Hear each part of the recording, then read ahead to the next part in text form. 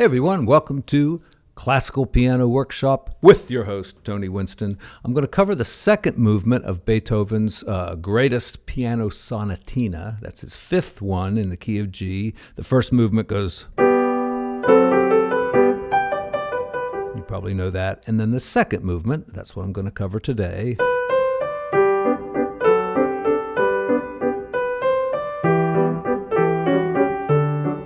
That one. In this video, I'm going to cover the right hand, the left hand, and hands together, and some of the problems that students have so that you can learn to play this piece and avoid those problems. So a few things about this song first.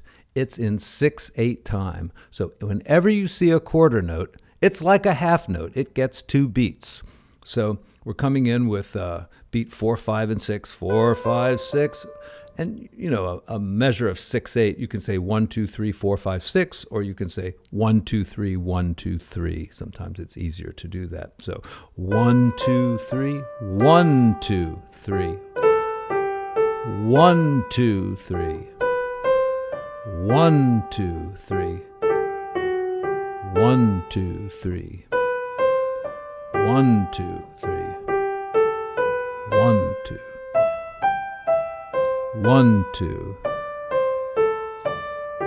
And then we repeat. Notice the rhythm is basically the same in every measure. It's got a quarter note to start off with and then eighth notes. So 1, 2.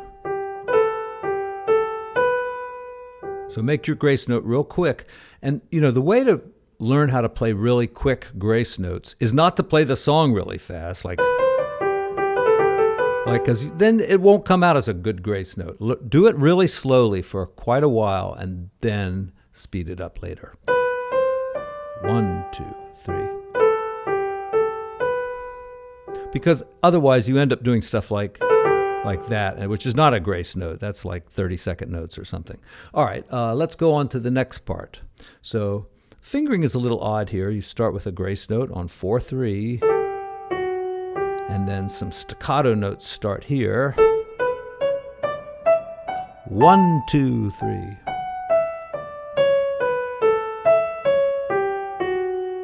All right, let's go over that again.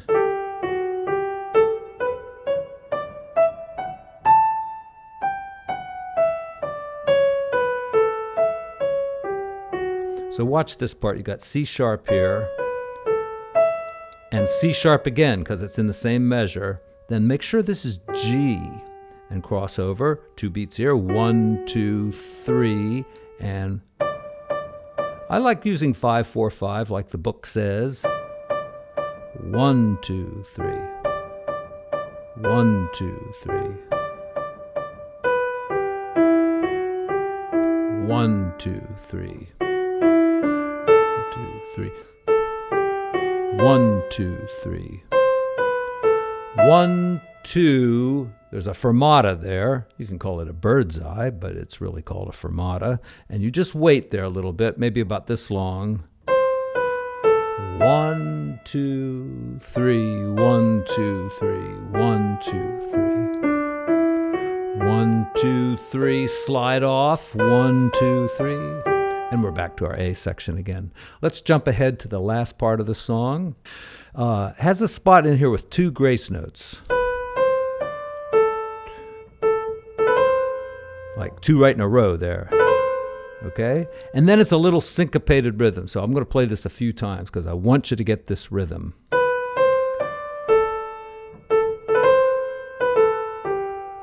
Again.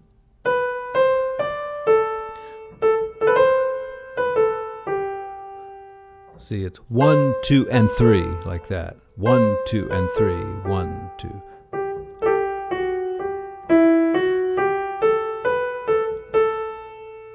Now, when you're doing there, it's very tempting to put your thumb under like this, but you have enough fingers to get as high as you need to go. So,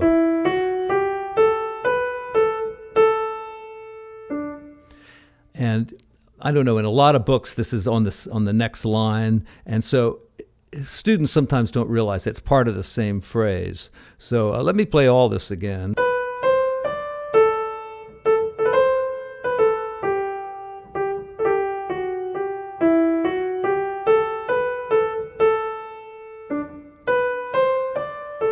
So you see how I ended that phrase, 1, 2, 3, and then.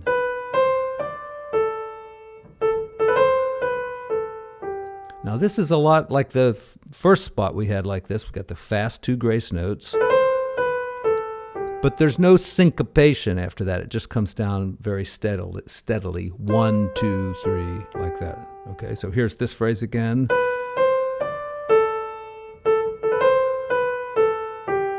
Next phrase, 2, 3, 1, 2, 3, 1, 2, 3, 1, 2, 3.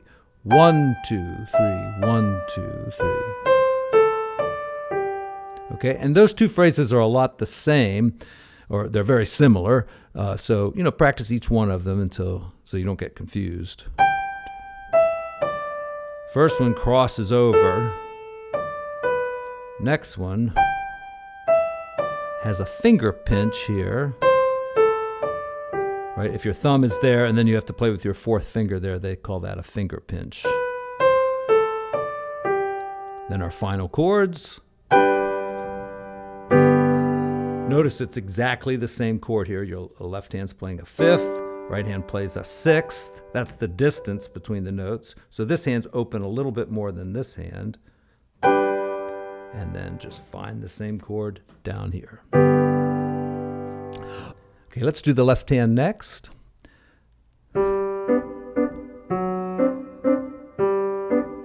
Notice how I'm connecting from here to here and then playing these staccato and very lightly.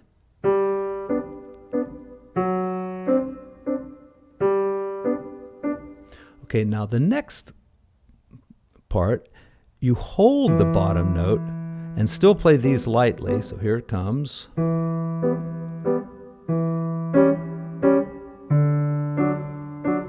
Now, if you can't reach this last one, you can just jump to it like this. And there is a way for the right hand to play that, but I don't teach it that way, so I'm not going to do it that way today. So let me do that one again. You start down here on E. Now, it looks kind of like the first one, but it's lower. So we got E. And then just change to C sharp here. And you want to avoid doing this, and crunching around this way. So the way to avoid that is just to slide your hand back in here like this. Then you can reach it easily. Anytime your thumb plays on a black key, you want to move in towards the back of the keys there. And then the last one. All right, now we've got some simpler left hand.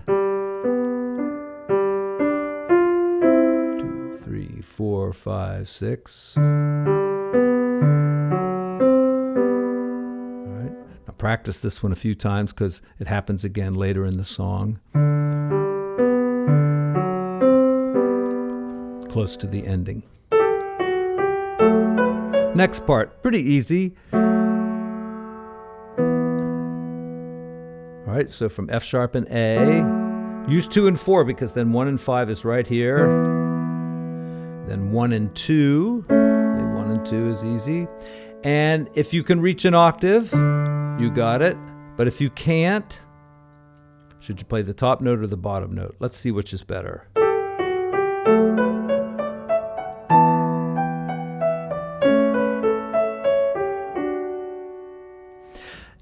It's nice that moves there, but I think it might be better to play the bottom note. Let's see.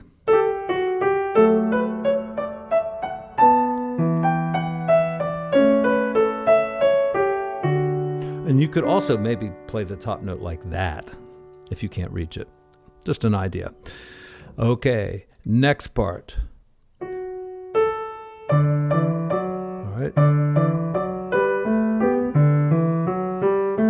All right, we've got 6 notes and 5 fingers, so we have to do it this way. 1, 2, 3, 1, 2, 3, 1, 2, 3. All right, now here comes a big chord. It's a D major with a 7th. We call this a D7 chord, D7th. And the little squiggly lines mean you roll the chord. You can do it this way, but you should hold every note. So it's okay to practice like this a few times. But then, going to try to hold every note, and notice my pinky did not hold that time.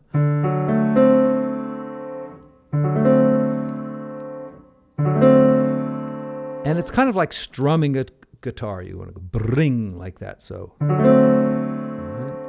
And you do it 3 times, get louder each one. All right. Then we're back to the A section again. I'll do it one more time. 2, 3.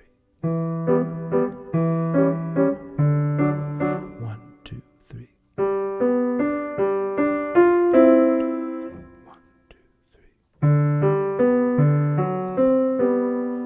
Okay, on to the last part.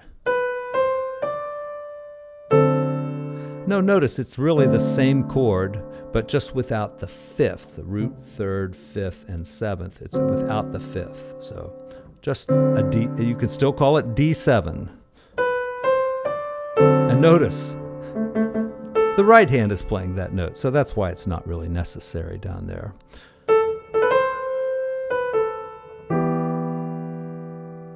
E minor chord, and I guess to get there, 1, 2, and 4 is the best.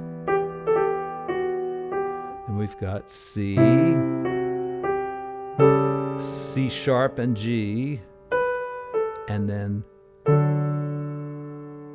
a little bit of the D major chord. Now, I'm not sure about the fingering in the book, but this is what I like. 1 and 4, and then if you can do it, 2 and 3. That way you can keep it really connected. If not, you can, lift up and then play 2 and 4. Okay?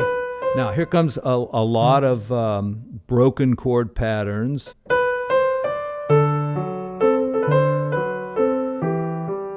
Yeah, so take that chord and just play it as broken chords.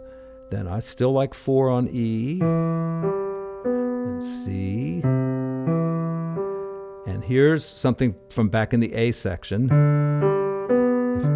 if you might remember. Then 4 here, 5 here, and then the same measure again. And that's it. Okay, hands together.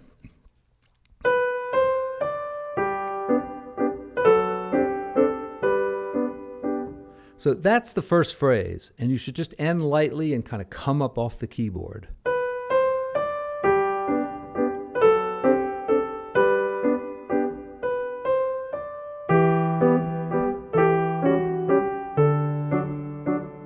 Okay, kind of the same thing there, but you're holding that bass note.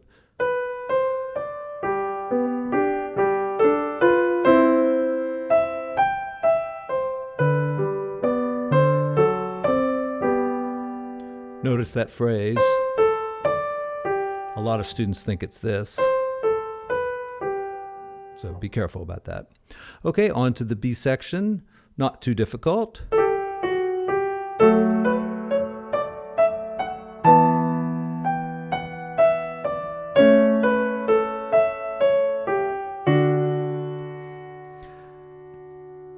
Let's do that again.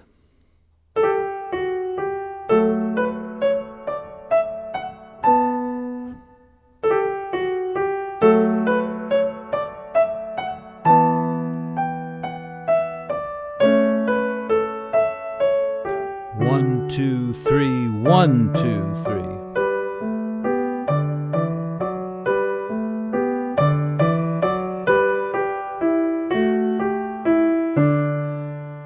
I think there's little rests in between there. Not terribly important, but I think that's the way it is.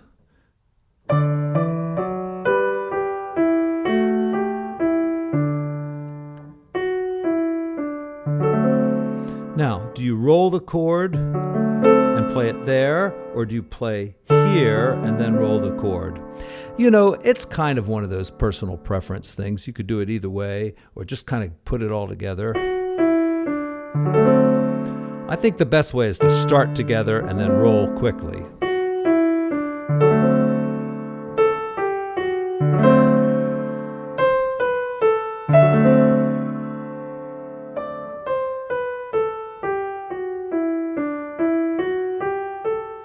And then we're back to the A section. I'll do it one more time.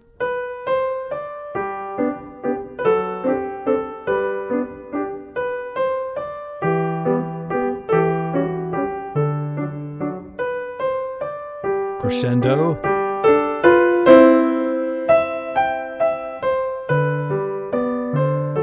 and soft ending. Okay, the last section is really a pretty difficult section for a variety of reasons.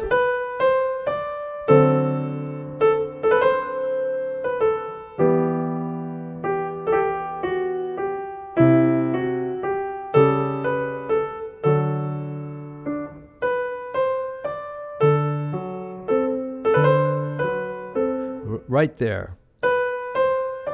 1, 2, 3. And the best way to get good at doing a tricky rhythm like that when you have grace notes that you got to fix in is play very slowly and do it many times very slowly, and then you'll be successful. If you start doing it too fast, just trying it, and it's not quite working out, you're practicing the wrong thing, and you're not going to be successful until you slow down and stay slow for a while.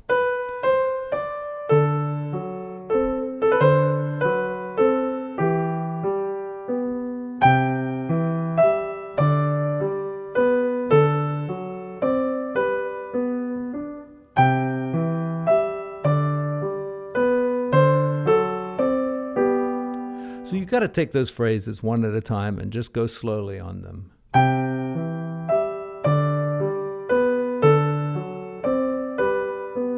Let's do it again.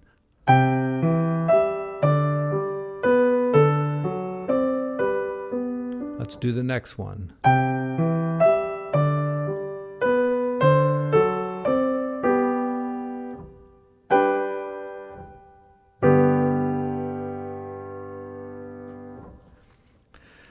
Well, I hope you enjoyed the video. If you'd like to support the channel through Patreon, there's a link down there in the description. You can make a one-time donation also through PayPal.